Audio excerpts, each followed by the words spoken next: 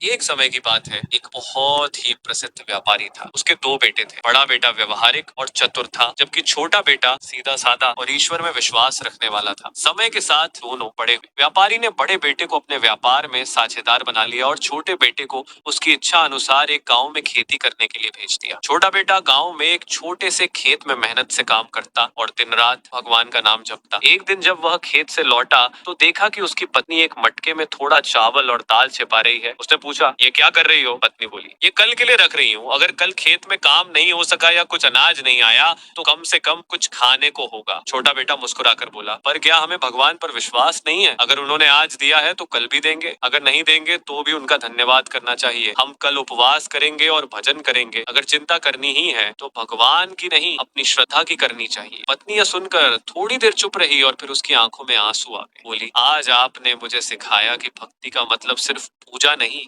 बल्कि भगवान पर पूर्ण विश्वास रखना है। उस दिन से दोनों ने कभी कल की चिंता नहीं की और उनका जीवन शांतिपूर्ण और आनंदमय हो गया।